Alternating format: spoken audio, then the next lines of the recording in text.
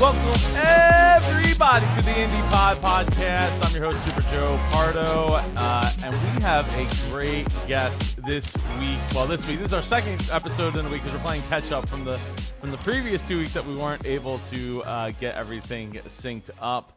I had been pretty busy getting this studio together. As you can see, there's boxes behind me still because I was just putting in an air conditioner because it is quite warm in here.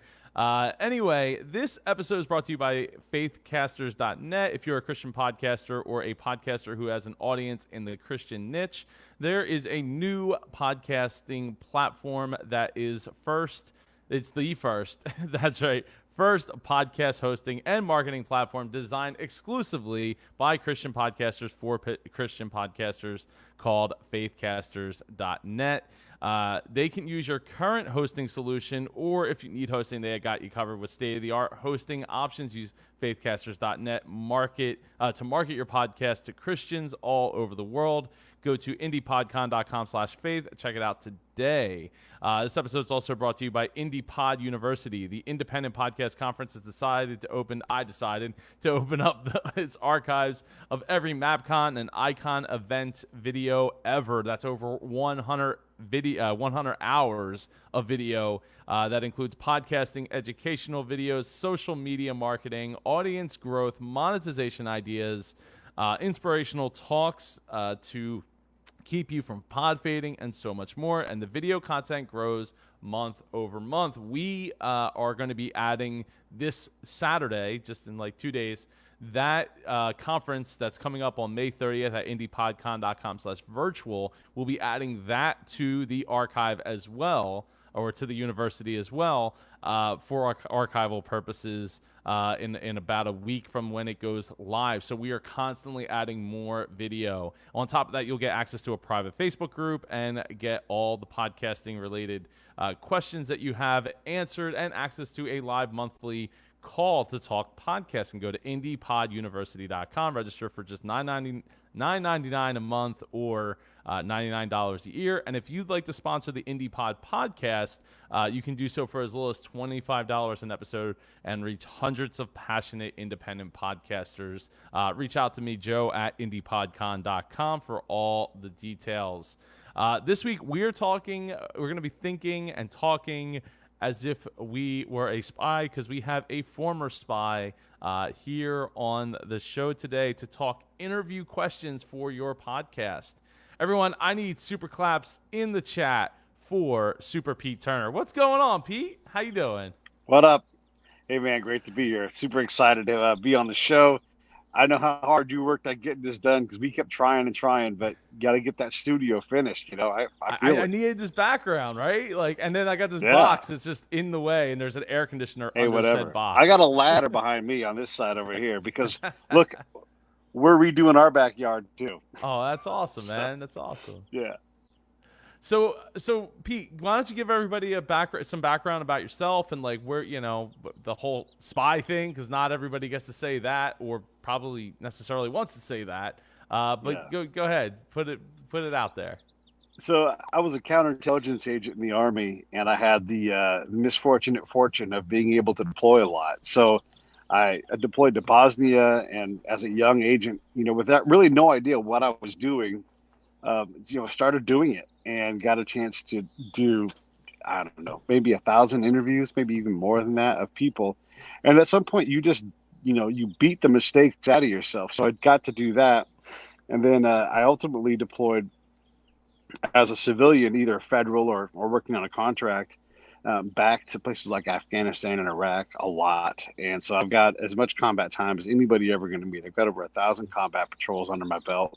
And again, just a lot of interviews, trying to, create influence, create trust with people so that they'll interact with me in a way that helps my commander find out what it takes to win. And that's what I did. And then when I was done doing that, I was fully sick of all of that threat and, all of the danger and all that stuff. It just, I was like, I got to do something else. And it turned out that podcasting is basically, the same thing as being a spy. So I get to continue to use my spy skills, but in a way that's much more long-term, beneficial, and enjoyable than being in combat all the time.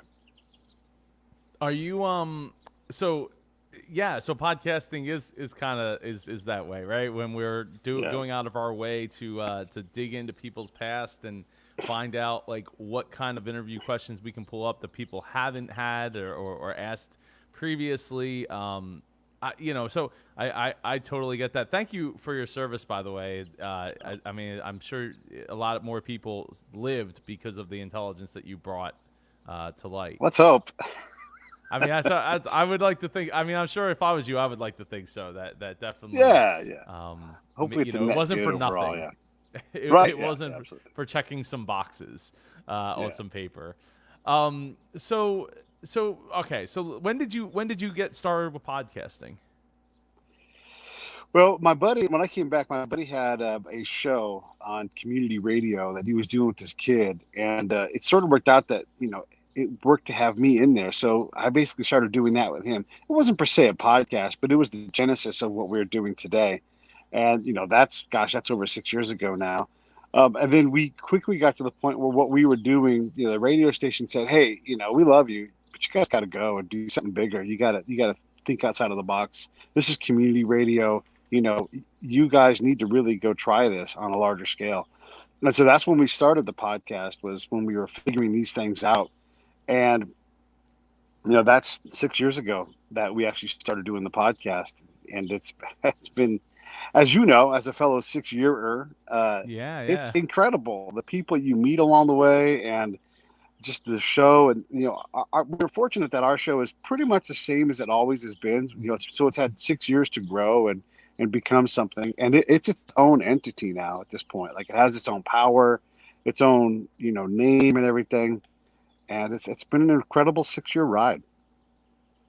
Yeah, well, congratulations on that, because not many people get to say that in general. Yeah. And let alone with just one show, right? Like Right. that's a pretty big thing. I mean, even TV shows don't get to say that most of the time, Exactly. Yeah. and they have millions of dollars in marketing and power and people behind Yeah. them, and tons of people getting Yeah. paid off of them and all that. So it's yeah, no, that is incredible. So let's go over some of the the tactics, if you will, that you use to first research before an interview. I frankly, I don't do much research at all. Uh, that might sound like I'm, not doing what I'm supposed to do as a pro, but here's the thing. I disagree. I don't Most do of any research either. Well, this is for the folks who are listening who believe in research and want to understand. It's by design. When I'm doing spy stuff, I encounter someone. I don't know who it's going to be, but I've got to figure out in that very short amount of time what the goal that they have is, and draw it out. And that's what I've done my whole career is go out, interact with somebody, and I've got a series of questions I know that I want to ask, or types of questions that I want to ask. But so it's not, again, I'm already prepared the moment I say I'm going to have someone on. I've got a guy coming on in a little bit. I know very little about him, but I'm going to be able to get him to a spot where he wouldn't normally go because of my background and the thousands of interviews that are behind me that act as my prep. Hmm. Wow. Okay. So, all right. So when you get into an interview, because and I mean, I know how that feels, because I don't do any background checking, other than like browsing their website to decide if I want to have them on my show. Uh, Right. how do you go about figuring out what it is that you want to ask them, and like dig deeper into their background? Yeah, it's a good question. So the basic philosophy I have is that I listen for things, not to things. So it's not that I don't listen to the person, but I'm sort of just like scanning what they say until I find that point where I'm like, okay, that's interesting. I need to explore that. And we might go past that point. I'm the boss. It's my show. So I'll say, okay, you said this a couple minutes ago. Well, let's go back and explore that. Because what happens ultimately is people, when they talk, they get into a pattern and they just kind of skim across the surface. This is a common example I use. So what I do is, okay, you've skimmed across the surface. You've told me the things that are like on the top of your mind. Let's go back to this one thing and tell me more about this. And so then we dive down and explore. Hmm. And then once you get down to that point, if there's something good there, then you hold that mine out, and then you start pulling the gold out of that person, with questions like you ask them about examples. Hey, give me an example of that. When does that not work? And you just start asking them questions about that specific thing that you listened for and chose to investigate, and that gets you to the point where they're really thinking and that their brain is clocking and going through like, well, that's more like this. And you can search for things. This is where it really gets good. You search for things like color and emotion and that flavor, that context. It's often missed because the things they're saying are already interesting, but it's not the best that they have. Well, and so in your experience, I guess more as a spy, like, does it get uncomfortable at some point? Maybe not for you, but for them. Because you're doing these, you know what I mean? Like, you're doing these things of like, and obviously your job is to make them comfortable, but like, right. I'm sure that you've had experiences where they're like, oh crap, I shouldn't have said that, or Yeah, absolutely. Look, I've made all the mistakes, and so yes, if I get fixated on something that doesn't need to be fixated on, like I've constantly have to listen as a producer. This. You have to listen as a producer to say, am I asking this question for me or for the audience or for the guest? And if I'm serving myself too much, and I make the mistake all the time where I'm like, that was for me, then I'm putting too much of me into the show, and whether it makes them uncomfortable or not, I'm not investing the value where it needs to be because I get to talk whenever I want. I can do a solo episode. I often have people come on and interview me on my own show because that's what you do. So I try to take me as much out of the show as possible. So yeah, in the olden days, I probably would cross the line and push too hard somewhere, and that's just not the kind of interviewer I am. But I, it wasn't that I wasn't that before, though. I had to learn to figure out sort of my voice as an interviewer so that I could avoid those things. I would like to think that I don't do that very often now, but it happens. Most of the time, like I interviewed this guy who writes for the Washington Post, David Ignatius. He writes books, and he's been writing about the Middle East for 20 plus years. He made a whole career. He's a very well-known guy. But at the end of the interview, as he's promoting his new book, he's like, man, what a breath of fresh air. Like, that's really what I'm going for, rather than, hey, that made me uncomfortable. So the gold standard is, does that person, are they excited to talk to me? Are they like, let's meet for lunch when you're in DC? Like, that's the goal. And I get there, and that's when I'm like, okay, that's a really good interview when that happens. As a person that's done, I don't know, 300 some interviews, probably more than that. Actually, definitely more than that over the course of like 6 different shows I've done over the years. I try my best to make people feel, and I've gotten this compliment I guess it's a compliment, I don't know, but I've gotten this response many a times where it's like people are like, I feel like I just came out of my therapist's office, and especially when they were on the Dreamers podcast, because they were talking about like their dreams and things like that, and getting really deep in it, and so I know the feeling of being able to get people that to feel comfortable and relaxed and want to share.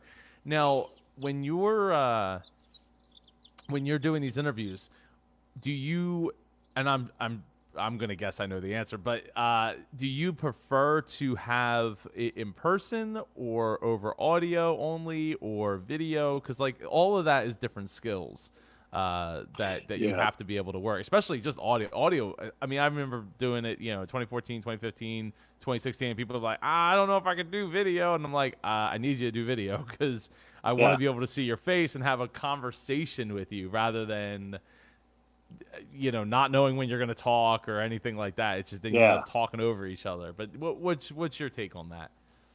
Yeah, I mean, my choice is to be face-to-face in their environment. So, I don't need a studio. I don't need folks to come to my house and spend their time coming to me. I'll go to them, and I do that as often as I'm able. Obviously, COVID caveats apply here in this case, but my desire is to be on the road as much as possible. And when I say as much as possible, I mean that like by still maintaining an adult lifestyle. Caring for my family and my household and all that kind of things too. So I can't just be gone all of the time, but having a healthy balance of in-person, on-site shows, that's where I want to be, so that I can go out and explore the things that need exploring. On a somewhat off-topic question, and I've thought this since I got to I've gotten to know you over the course of the last several weeks. You're not concerned about the fact that you put it out there that you're a former spy? No, no, I'm No. not a spy anymore. And even when I was, I didn't hide it. My job is to find things out that no one else can find out, right? And I would say to anybody, like I knew how to say this in Arabic, I knew how to say it in Serbo Crow. It's not a big deal. So I would say, if I ask you a question you don't want to answer, don't answer it. I'm not seeking to harm anybody. I'm trying to find out what's going on here and keep people safe. You got to remember, in my environment, I may pop into someone's life one time, or I may be back five, six, seven, eight, nine times. So when I'm doing that, part of my well-being is their well-being, and if I put them in jeopardy, I've put my entire patrol in jeopardy. And I'm walking around with guys with guns. It's like we're in a travel biker gang, Oh. that causes a lot of violence. So I'm trying to deflate that violence bubble all the time. And starting with deception and control is, for me, is no way to do that. So I just, I don't worry about that part of it. And everything in my career indicates that that was the right approach. My job is to make friends with the enemy, to get them to trust me and tell me things they might not otherwise tell me, so I can keep everybody safe.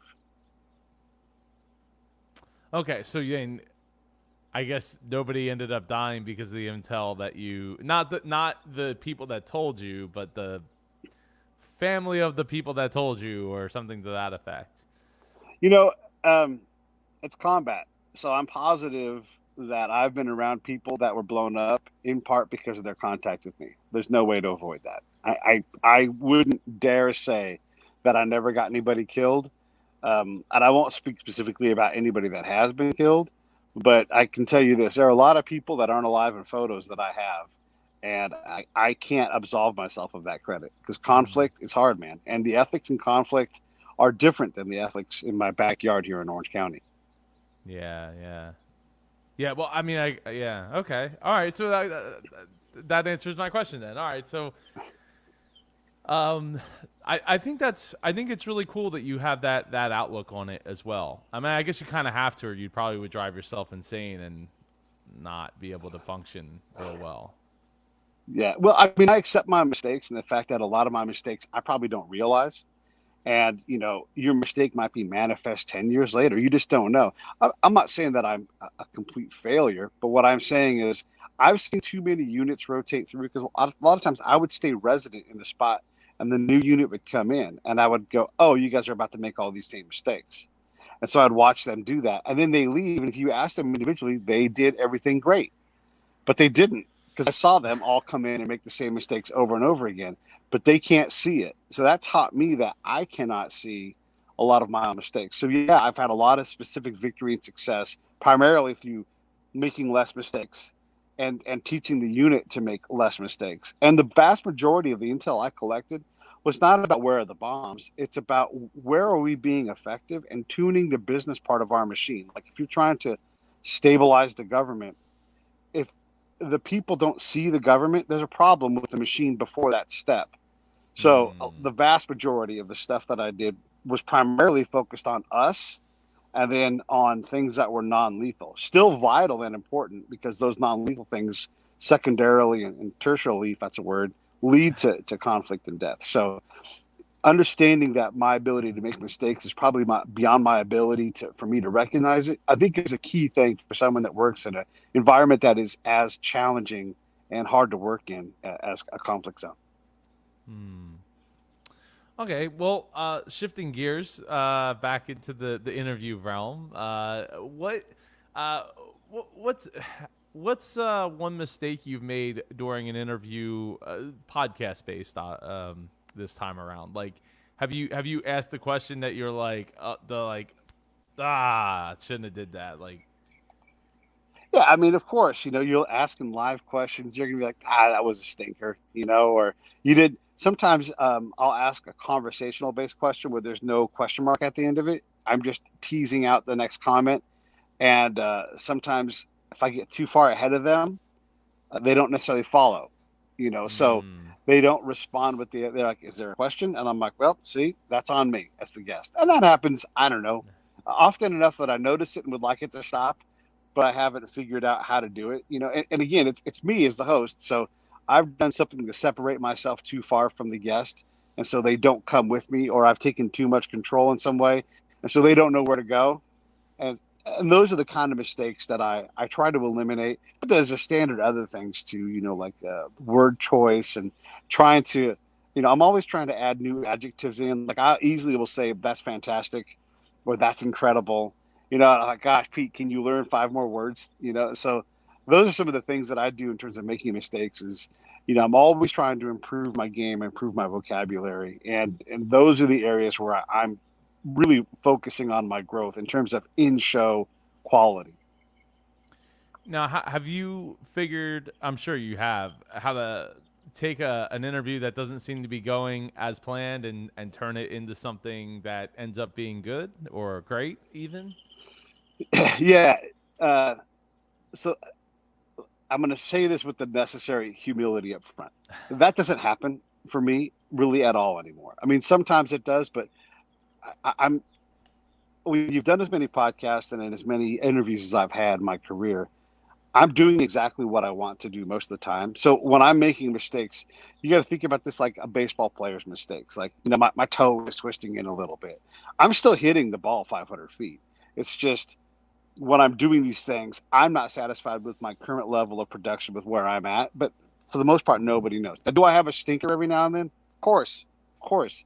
I do 20 plus shows a week, a month, and they're hour long. There's all kinds of things that I need to improve, but for the most part, yeah, bad interviews typically don't happen.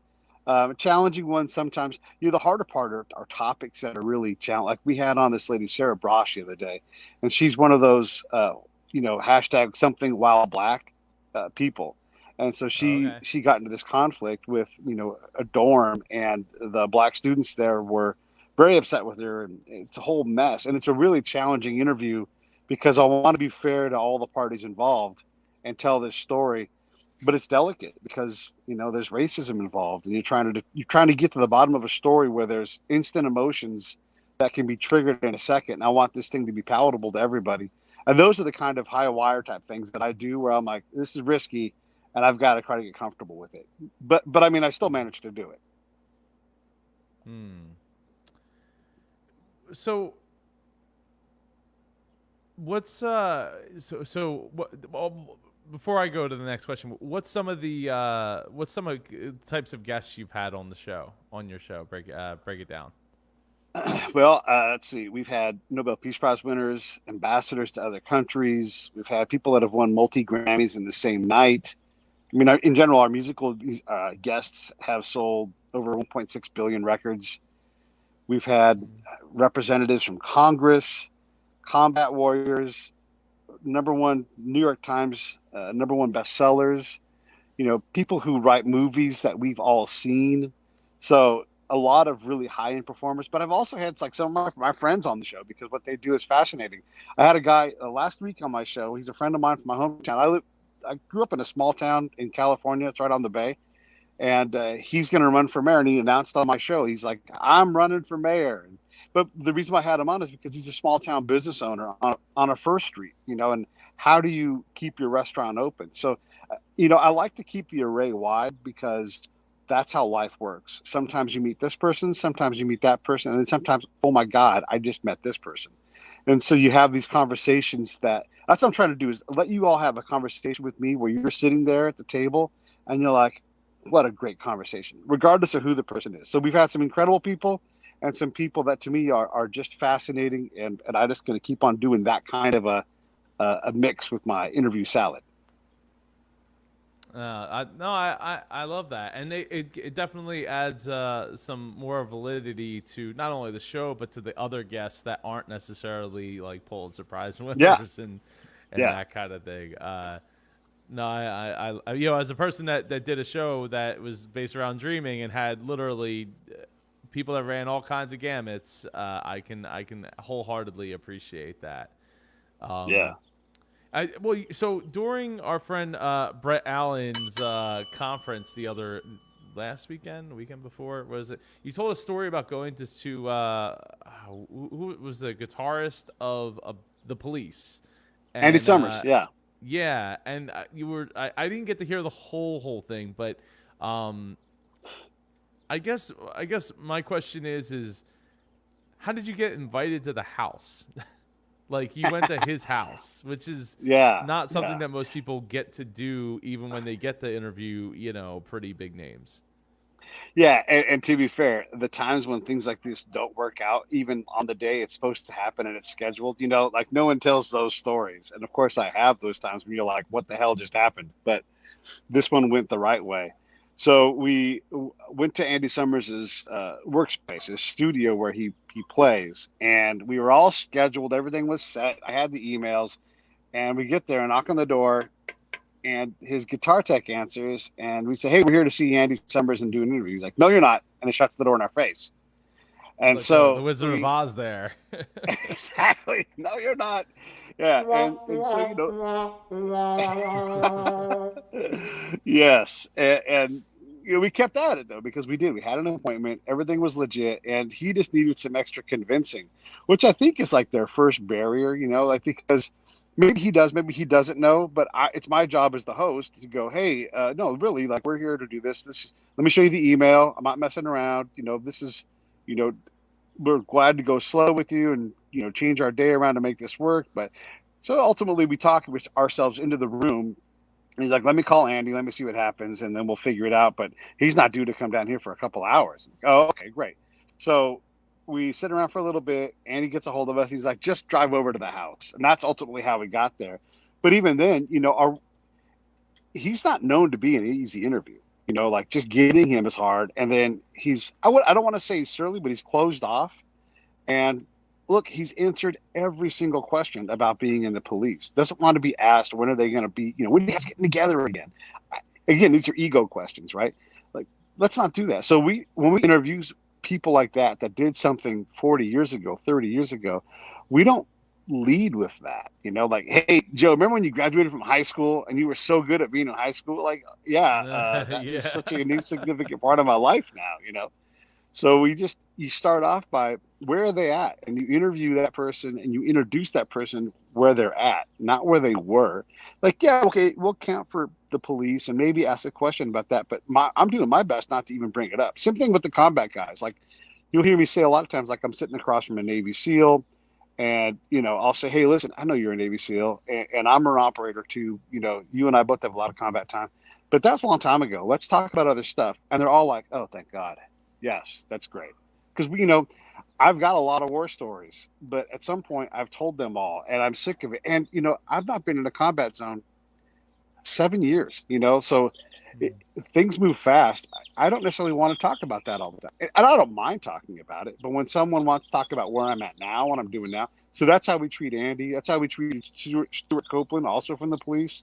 When we had him on, we didn't want to ask him about him and Sting fighting, because that's been done and done and done and done over and over again. So that's the Andy Summers story. Just come in and you say, and this is artist, photographer, musician, Andy Summers, and he pays attention, and then when you ask him questions about his art, where it's at now, that's much more interesting to him. It's like asking Pablo Picasso about paintings in the 1930s when he's painting in the 70s still, yeah, he'll talk about it, but what's really interesting is where he's at now. Yeah.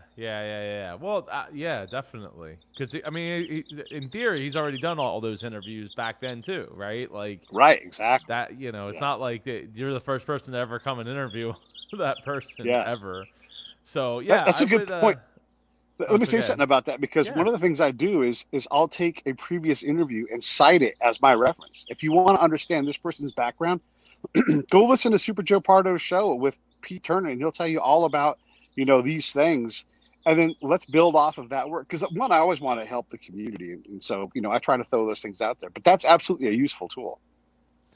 Oh, it is. Actually, I just mentioned that. It's funny that you say that, because I was literally mentioning that last night with Andy Wong on the show, who we was like, oh well, if you're gonna, because he does an immense amount of research, kind of like our boy Eric Hunley.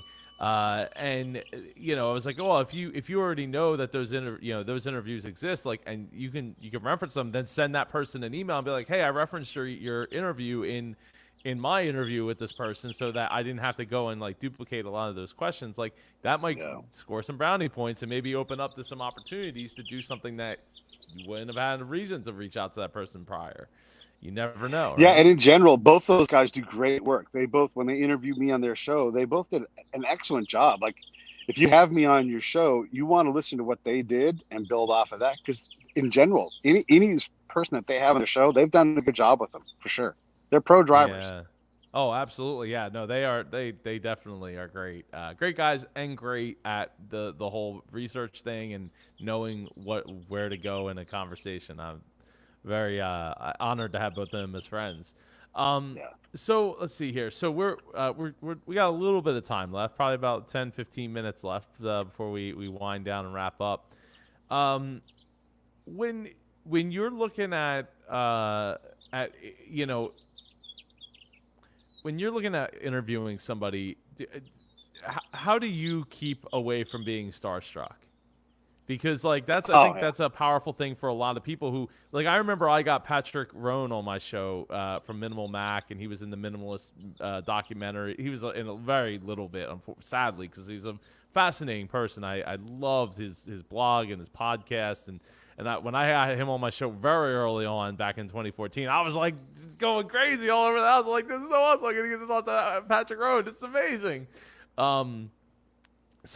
And I learned so much about his story that I did not know about. In fact, he afterwards said that it was the most personal interview he had ever given to that point. Nice. Which I think says a lot, because like Matt D'Avella, who did the Minimalist, documentary, I think he was the director of it. Like, I love Matt, and that he's amazing, and I'd love to have him on my show at some point too. But like that's it, to me, it just meant a lot, like meant the world to me.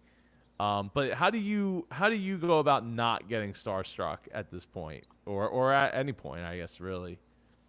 Yeah, I mean, I've interviewed a lot of people that are starstruck grade people.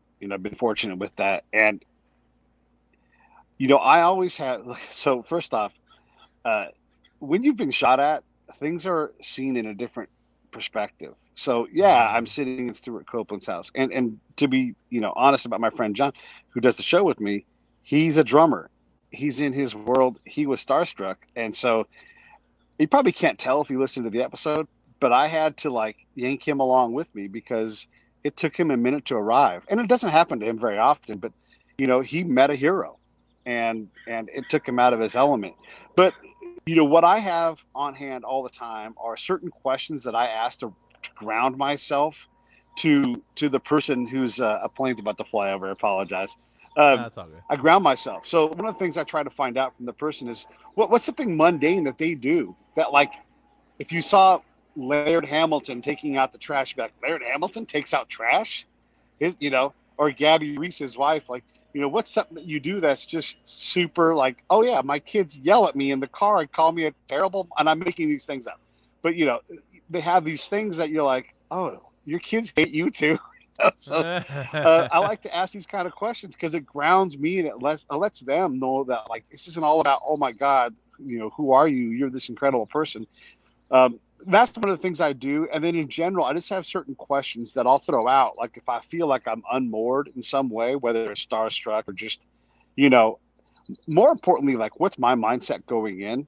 Starstruck is like a subset of that. Like, was I just in an argument? Did I just have a bad phone call? Am I struggling with COVID-19 and my attitude's poor? What are the things that are impacting my ability to do that? And then how do I, like, what are my go-to things? Like in terms of framework, I always do like, before, during, after framework. And that way, like, if I ever get stuck, I'm like, oh, we're in the latter third of the show. Let me ask what's next. I mean, you can always do that. And that's 10 minutes. That's a given 10 minutes. So, yeah. It's just those kind of things where even if, like, you're not, if you find yourself you have to be able to hear it, right? So if you find yourself talking really fast and you're really excited, oh my God, blah, blah, blah, blah, you have to go, okay, I need to slow down. I need to breathe deep a couple times. Let me ask them an opinion question so they could talk for 2 or 3 minutes. I'm going to take 10 deep cleansing breaths and calm myself down. you're stumbling over your words, if you can't shut up, you have to say these words out loud. I'm talking so much, I'm going to shut up and take 10 deep breaths. Hey, Joe, would you fill that time? And then they will. They'll fill that time for you because they know they're like, yeah, you're a little nervous, whatever, you know. So let the guest talk instead of you is a big example. I had a question for you, and it slipped my mind now. Oh yeah.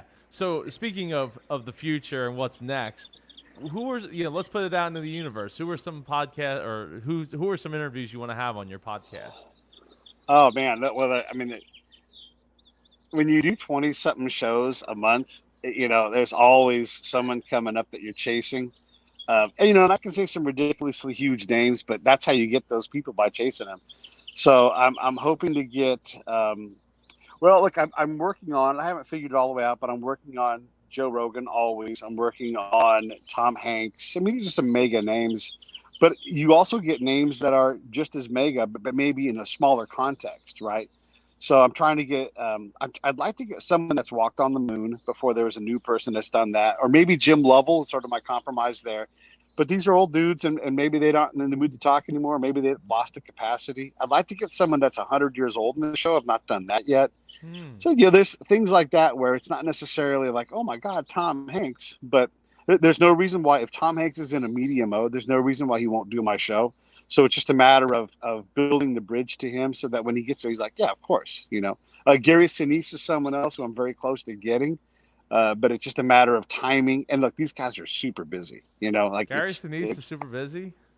Yeah, I love Gary. Don't get me wrong. I just didn't know he was super. I don't watch a lot of TV, so like, is he doing a lot of TV shows, or like? I don't think he's in a lot of movies, but I haven't been on IMDb lately to look. Yeah. He and I were having pimento loaf sandwiches the other day. Yeah, and that's the other thing is like these big people, they are busy and their time is exceptionally valuable. That's why, like, again, like if you can get remote and go to their dojo. Like, you're going to sit in my makeup. I'll talk to you while I'm in makeup. Sure. And you sit down, throw the headset on, boom, and you're on the way. So, yeah, man, there's all kinds of big people. And who knows if I get Tom Hanks or not. But the thing is the Tom Hanks people are going to know that I'm coming after him because I'm going to continue to make my way to them until I find – and this is what spies do, right? Like, you don't get to meet the person you're not supposed to meet. You meet the person you're not supposed to meet by meeting enough people that the door gets open and you're like, how have you not met Pete? Everybody knows Pete. Right. So that's sort of where we're headed with the show. And we're always doing new things. And, I'm hoping it's a very realistic possibility that I'll be sitting in front of someone very senior in the current presidential administration. I'm not saying President Trump, but there's a couple of people that I'm after because I'm working on a project that's right up their alley. And all of a sudden, when you've done something like that, you've got a real entry card. And so, maybe I'll be in front of those guys, maybe not. But those are the kind of things I'm looking forward to take my show to an even higher level. And it's already ridiculous. I can't, like, the Break It Down show is just surprising to me at how crazy it is. But it continues to get crazier. So I look up and I think, is that where I'm headed? And then I look back and I'm like, yeah, the whole time I was headed that way. I'm not trying to be braggadocious. I'm trying to give people hope and everything. I remember we would have people and I was like, oh my God, how did this happen? Why am I leaving this person? Why am I leaving Stuart Copeland's house? We brought melon to him and he's like, oh my God, I've been craving melon. It's like these crazy things happen. But again, like, you manifest it by saying, hey, let's focus on this. Let's see what happens. And in the meantime, when you don't get Stuart Copeland, you get 150 other incredible people that fill your soul with goodness. Yeah. Oh, absolutely. And I would also, I've built much of my podcasting career around interviewing people who aren't like, known for being in the police or anything like that. And that's, I think there's just something to be said for both sides of it. Right. And people saying like, hey, it's great to see that, interviews that aren't like the people aren't on every single, like they're not making the rounds and on every single, podcast right. and TV show or anything like that, video vlog thing going on at the time. So it's one of those things where it's like you don't have, and we were going through last night. Andy and I were going through our first 10 episodes, and it was just like, I mean, I think I got through almost every single one for like the first 20 some episodes were like friends of mine. Now, some of them were bigger names in certain communities, but they were still friends of mine. Like, you know, it just so happened that we were friends. So, yeah, so you know, if you're especially if you're just getting started, like this is you don't have to just chase after the biggest names of whatever, you know, niche or industry you're looking for. You know, start with get the reps, and I think that, and I'd imagine you would agree with me, Pete. And the number one thing I always say is like just put the reps in, just keep doing interviews. You know, that's the only way you're going to get better at it, because studying it is great, but until you just keep making the same mistakes and realizing what you're doing wrong. And making adjustments, it's never going to get easier or better for you. You know, that's 100% correct. You know, no matter where you start out, your show will be better in 10 shows. It'll be better at 50 shows. You know, we're coming up on 800 episodes of the Break It Down show. Woo! Yeah, you don't think that we've awesome. grown in that time? I mean, it's, you know, you get to a certain point where I'm not worried about the interviews. This is like way back in the olden times. Ivan Lendl was a really famous tennis player. And he said, I don't practice tennis. You know, like, I don't need to practice tennis. I've already mastered that. I have to work on fitness and, you know, mental things. And so, like, that's really where Allen Iverson there. Practice. Yeah, am I practice? I don't yeah, I'm going to go shoot jumpers? No, I'm not going to shoot jumpers. Like, So it's the same thing with, like, when you reach a certain point, that muscle is built. I got huge quads, you know? Now I need striation. Now I need, you know, whatever, my diet. I've got to work on other aspects of the show. You know, the marketing stuff. Oh my goodness, SEO. I mean, that's really like, you know, how do you get associated with the people that have money for podcasts? And not nickel and dimes, but like thousands of dollars that, you know, how do you do that? I can do interviews all day long, but if nobody's ever going to give me a big pile of money, then I've got to work on that. It's a much bigger problem, you know? How do you get on Wondery? How do you get the New York Times to recognize your podcast and write about? How do you get picked up by a major media network? Those are the kind of problems you have to solve, but you can't solve those out of the gate because you got to do your reps and learn how to ask questions and not be reliant on interrogatives. You know, ask better questions than that.